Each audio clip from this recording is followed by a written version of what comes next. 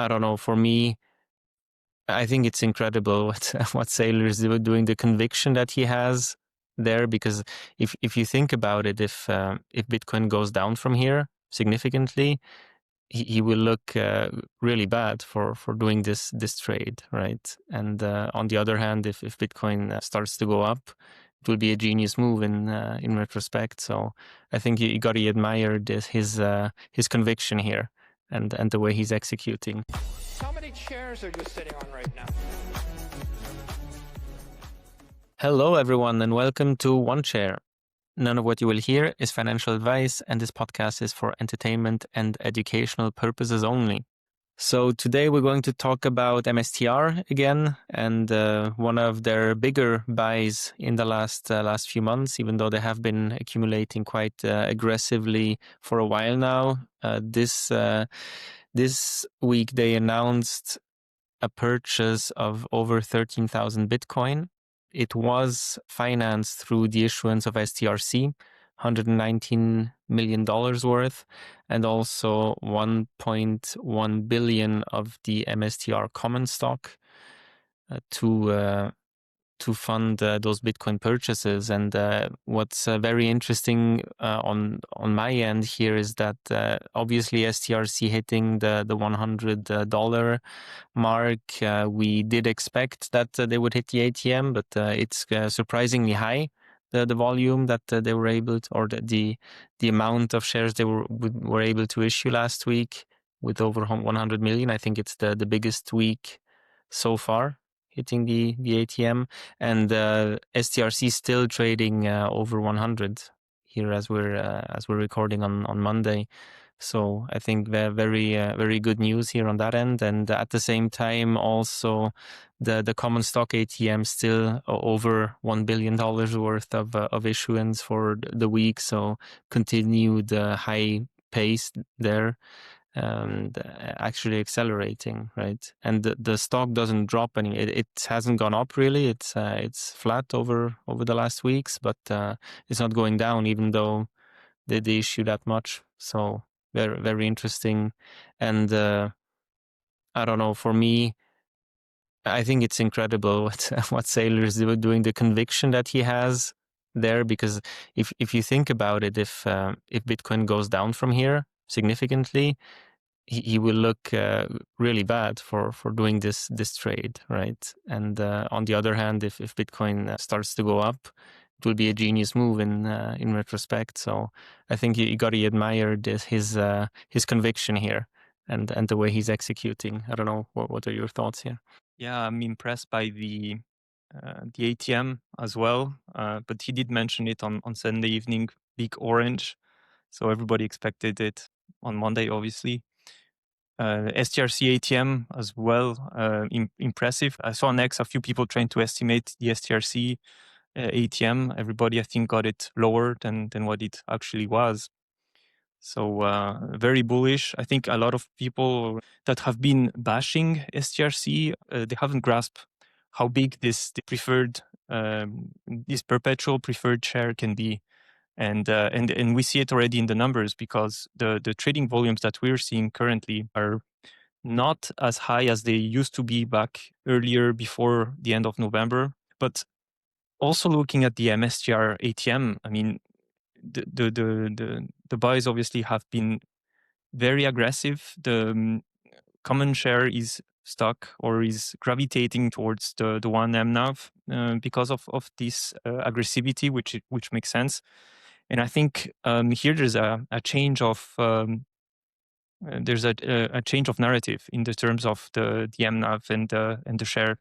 In 2025, I think we were very focused on mNAV. We came up with a bunch of these metrics, very fancy metrics, to try to value a Bitcoin treasury. I think in 2026, the name of the game is just buy Bitcoin and increase Bitcoin per share at all costs. And I think we're probably, if we don't see an mNAV expansion through the increase of the Bitcoin price, we might be looking at just the increase of the share price via the increase of the Bitcoin price. So always being pegged more or less at one mNAV. So that's some initial thoughts that I have right now, looking at how aggressive Saylor is just hitting the ATM on the common share. Yeah, interesting point. I think for me, it will be interesting to see if Bitcoin starts to go parabolic. How is he going to increase the ATM on the common share even more and buy even more, or is he going to let the stock run as well? And if he lets it run, I think the mNAV will expand significantly again. But maybe he takes it as an opportunity to accumulate more Bitcoin. I don't know. I think the expansion will happen if there's so much trading volume that Saylor cannot hit the ATM that hard, right? Because he always mentions how they try to stay on at 2 to 3% of trading volume. So if the price starts to get ahead of itself, and they're not able to issue as many shares to catch up to the price increase, then yeah, I will see an mNAV increase. Otherwise, I would expect that he will continue hitting the ATM as much as he can.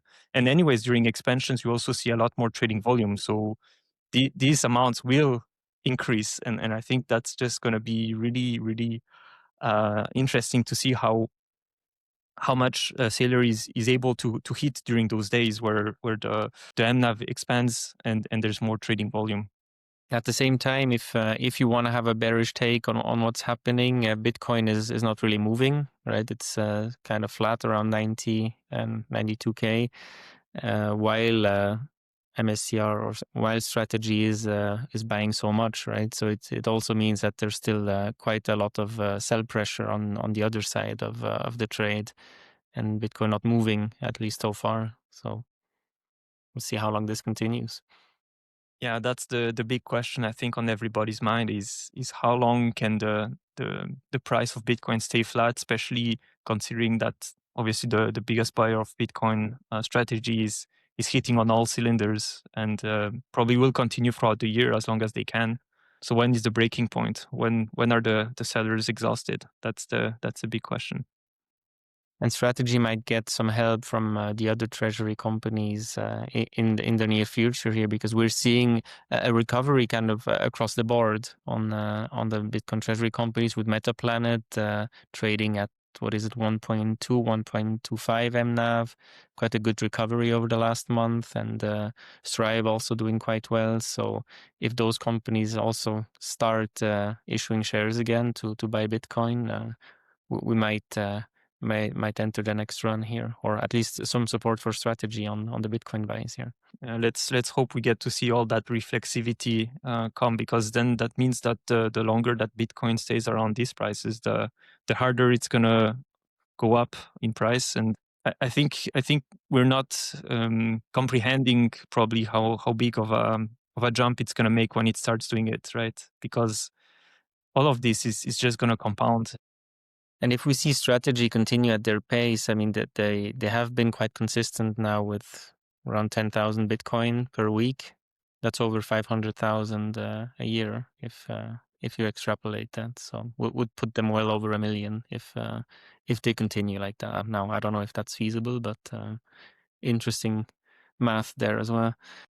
Just to get back to STRC, I think while it's positive what we're seeing now with the issuance of over 100 million last week, we've seen this before, right? In November, when STRC hit 100 for the first time, it was also a very bullish sign. They also issued quite a lot during that week.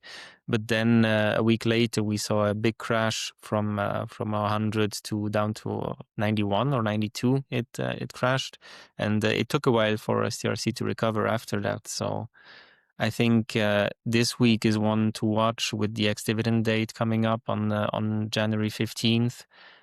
How will the price react, and are we going to see another crash or not? And in my eyes, this is almost more interesting than how much they were able to issue last week. Is STRC going to remain stable or relatively stable after the ex-dividend date? And if it does, then this is super bullish for me. I expect also a crash, or not a crash, but it's gonna have a bit of a dump, because of the ex-dividend age. And I think that just going to make sense. But the question is how fast it recovers after that, right? So what I expect coming into those next few days is that we see it keep its peg during the next few days until the 15th at 100. And that means that in the meantime, ATM is going to be on full throttle as well. So quite bullish for this week again. And then probably a dump and then hopefully a quick recovery. I don't expect it to keep the 100 peg after the 15th, to be honest. Yeah, I mean, a short-term price decrease would make sense, right? It would trade like any stock that issues dividends, but it would go down theoretically only by the dividend payment amount, right? So it would be around $1 or a bit less than $1.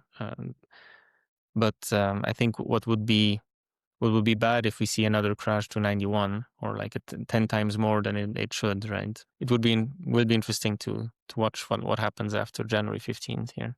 I think exactly a dump to what 98.5 worst case scenario is still very bullish. As you mentioned, anything under 8.5, 98.5, I would consider it to be a bit concerning.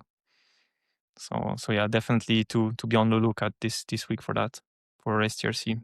Or concerning, or another opportunity because the market doesn't understand the product yet, and it allows you to go buy STRC and 91. Saylor will do anything in his power to put it back to 100, so you'll have the price appreciation. And in the meantime, you wait and get the dividend payments. Yeah, let's see if they have to increase again the dividend rate to peg it. But yeah.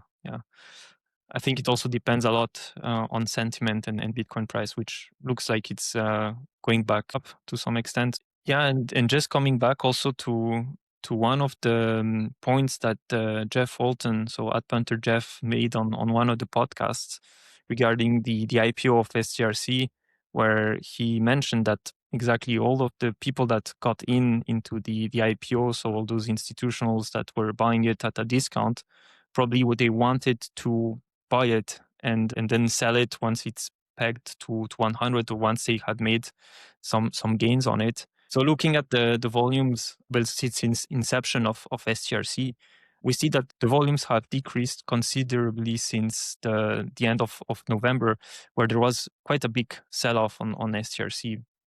And it looks like that's the point where we had an exchange of the investor base.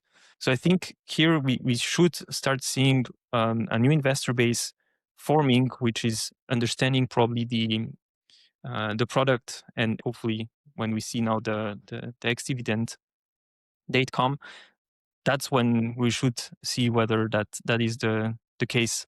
Yeah, I think that's a really good point. And yeah, again, maybe to summarize, that a lot of investors that bought STRC originally were probably in it for a quick profit, right? From 90, they knew that strategy's goal was to peg it at 100, so they just saw an opportunity to make some quick money. So a lot of the 2.5 billion that were originally issued were people waiting to sell when it hits 100, right? And the question is, at which point will all of those shares be sold to investors who actually want to hold the instrument for the dividends, right? And those investors will not be selling at 100, but just keep it for the dividends, and then we should see less volatility in the stock, theoretically.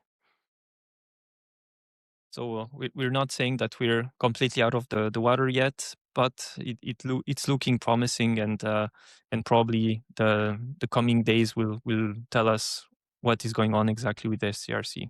All right, so that's more or less what we had for you on MSTR. But before going into final thoughts, we'll be joining the True North crew at their event in Vegas on Monday, the 23rd in the evening. And we're also going to be obviously at Strategy World from the 23rd to the 26th. If you are there, just come and say hi. And there's also the pre-party at the Bitcoin conference in Vegas in April. So check it out. It's on the 26th at Circa Las Vegas and Stadium Swim. So if you want to get some tickets, make sure to check the link below. All right. So final thoughts? Yeah, maybe from my end, final thoughts. For me, all eyes on the 15th and 16th of January to see what happens with STRC. And until then, very bullish on what's happening right now with strategy and the Bitcoin treasury companies. Yeah, same for me. I think 15th absolutely to keep an eye on, and also super excited about the upcoming events. Yeah, we'll try to also go to other events throughout the year, but we'll keep you posted on those ones as we know more. So thanks for listening, and see you on the next one. Bye bye, everybody. See you next time. How many chairs are you sitting on right now?